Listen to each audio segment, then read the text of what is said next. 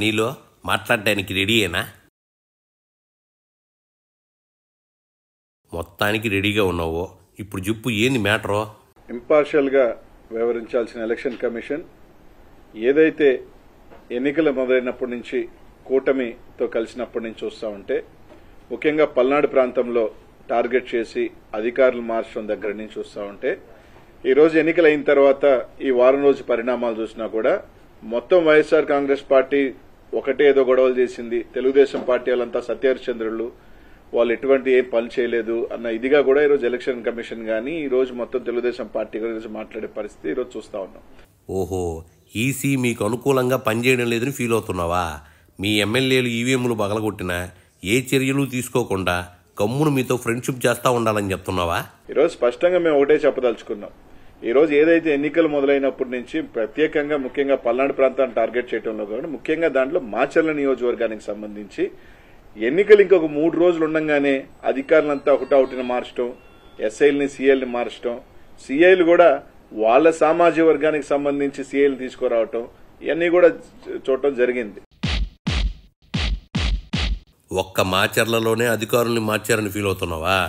మీ హయాంలో అన్ని ప్రాంతాల కంటే మాచర్లలోనే ఎక్కువ గొడవలు చేశారు. గానిలో ఈరోజు వాళ్ళు చెప్తా ఉన్నారు, వాళ్ళ ఎంపీ అభ్యర్థి కృష్ణదేవరాయలు కానీ వీళ్ళందరూ కూడా ఏం చెప్తా ఉన్నారు, మాకు పోలీసు ఎక్కడా కూడా సహకరించలేదు, పోలీసు ఇది చేయలేదు, పోలీసు బందోబస్తు పెట్టలేదని మాట్లాడతారు. వాళ్ళన్న దాంట్లో తప్పే ఉంది.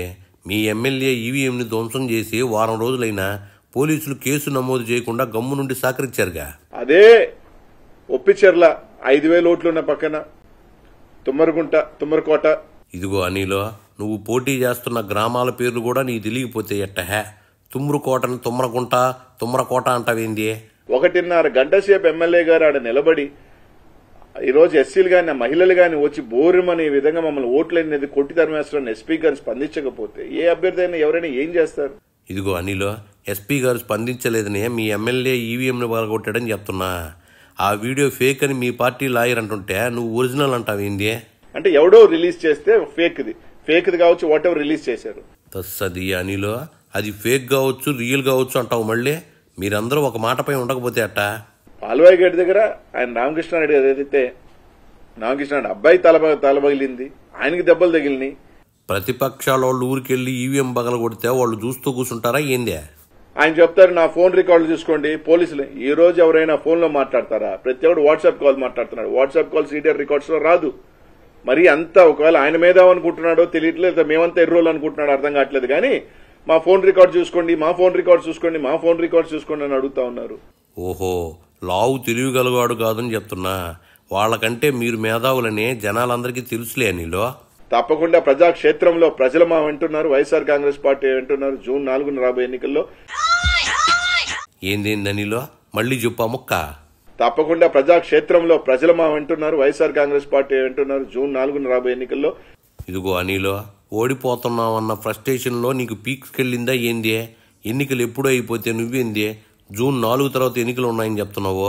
ఎక్కడా లేదు. ఒక్కసారి ఈవీఎంలు పగలగొట్టిన తర్వాత మళ్ళీ కొత్త ఈవీఎం తీసుకొచ్చి పోలింగ్ చేయించారంటే రిగ్గింగ్ చేసుకోమని అర్థమే కదా. తస్సదియా, ఈవీఎం పగలగొట్టిన వెంటనే కొత్త ఈవీఎంతో పోలింగ్ జరపకుండా ఎన్నికనే వాయిదా వేస్తారా? బలెంటోడివే. ఇట్లాంటి పెద్ద ఎత్తున పోలింగ్ జరిగిన దగ్గర రీపోలింగ్ ఎందుకు పెట్టట్లేదు? సో దీన్ని బట్టి స్పష్టమేమవుతుంది, ఎలక్షన్ కమిషన్ కుమ్మక్కై ఉంది, ఇంపార్షియల్ గా వ్యవహరిస్తుంది, కుమ్మక్కై ఉంది తెలుగుదేశం పార్టీతో. వాళ్ళకి ఎక్కడి నుంచి ఒత్తిళ్లు మనకు తెలియదు. గతంలో మీరు తీసుకుంటే ఇంతకన్నా చిన్న గొడవలకే రీపోలింగ్ పెట్టారు కదా. ఇంత విధంగా బూతుల్లో పాల్గొట్టి ఎందుకు రీపోలింగ్ పెట్టట్లేదు? దీన్ని బట్టి అర్థం ఏంటి? తెలుగుదేశం పార్టీకి ఒత్తాసు పలుకుతుంది. మీకు కూడా మీ సీఎస్ అన్ని పనులు చేస్తా ఒత్తాసు పలుకుతున్నాడనే వాళ్ళు కూడా ఆరోపిస్తున్నారుగా. ఎతంటావు? నిజంగా ఒక అఫీషియల్ గా రిలీజ్ చేసినప్పుడు ఎలక్షన్ కమిషన్ లో నుంచో లేకపోతే ఎలక్షన్ కమిషన్ గ్రూప్ లో రావాలి. అలా కాకుండా తెలుగుదేశం పార్టీలో నుంచి రావటం, లోకేష్ ట్వీట్ చేయటం, ఎలక్షన్ కమిషన్ స్పందించడం. దీని మీద అసలు నేను అడిగేది ఏంటంటే ఎవరు లీక్ చేశాడు ఇది? సరే, అది తప్ప ఒప్ప దాని గురించి నేను మాట్లాడలేదు. When it is a confidential దాన్ని బయటకు వచ్చింది కదా.